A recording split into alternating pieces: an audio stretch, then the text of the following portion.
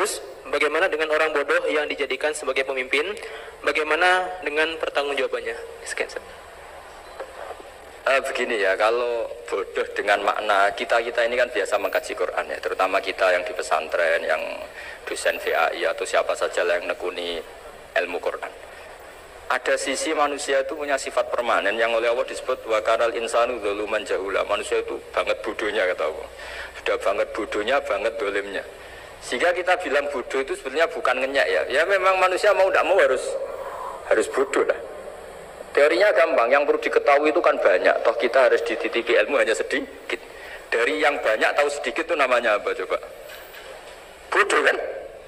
Jadi sifat bodoh itu tidak perlu kita hindari banget. Mbok kita sudah alim, sudah alama, sudah apalah, tetap ada saja yang kita tidak tahu kan. Lalu pertanyaannya, gimana kalau orang bodoh itu mimpin? Bodoh apa? Kalau bodoh tentang uang ya bagus lah. Makanya Nabi pernah ngendikan aksaru ahlil jannah al-bulhu. Nanti penduduk surga terbanyak itu orang-orang bodoh. Misalnya ada rektor, menteri, pejabat gak pernah korupsi, itu teman-temannya bilang pinter apa bodoh? Teman yang kroni itu bilang apa? Bodoh kan, punya kesempatan, udah diambil, itu namanya bodoh. Tapi kalau malaikat bilang ini pinter gitu, karena bisa mengendalikan apa? Nafsu. Makanya kalau pertanyaannya gimana hukumnya orang bodoh yang mimpin? Bodoh apa?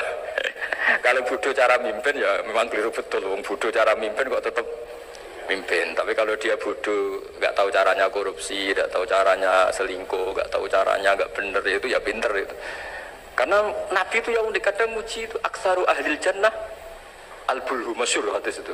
Kebanyakan penduduk surga itu orang-orang bodoh.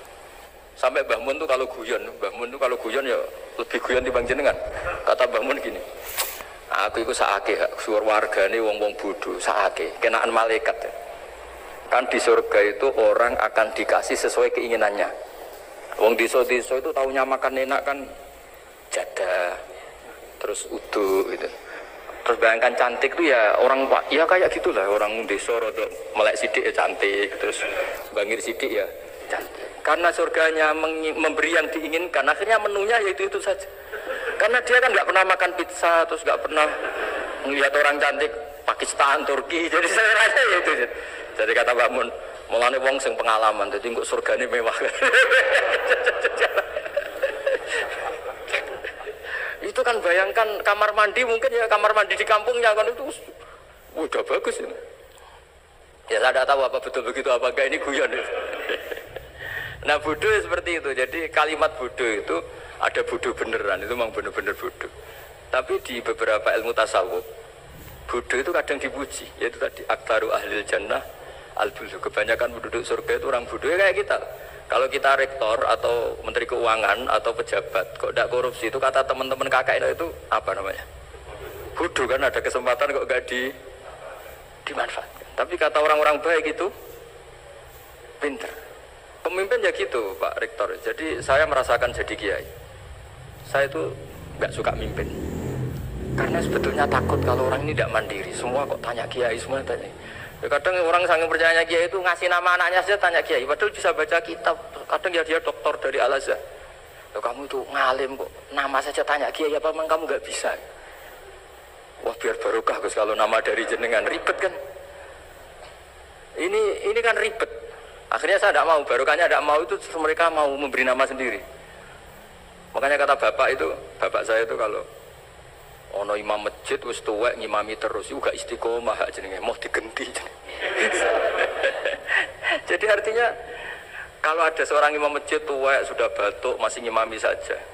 Di satu sisi itu pinter ya. Di mana-mana kalau ada yang tua sama yang muda ya didahulukan yang tua. Tapi kalau pertanyaannya itu kalau di bab adab. Tapi kalau nanti temanya regenerasi, ini tersangka enggak?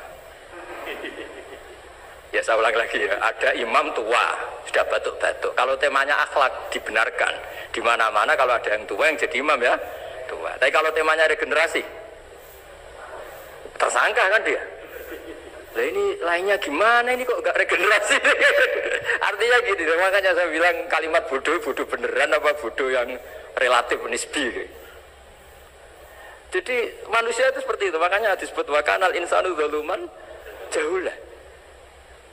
Di bab adab dia benar jadi imam, tapi kalau babnya regenerasi salah.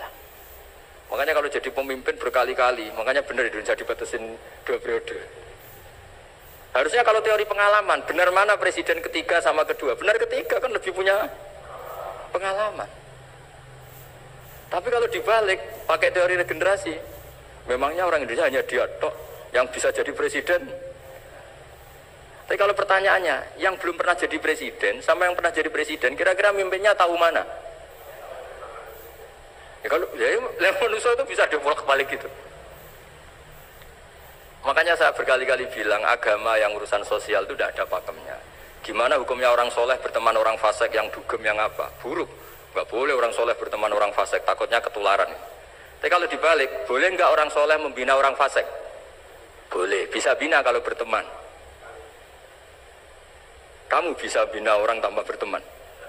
Nggak bisa. Tapi kalau pertanyaannya, boleh nggak orang baik berteman orang buruk? Nggak boleh kan?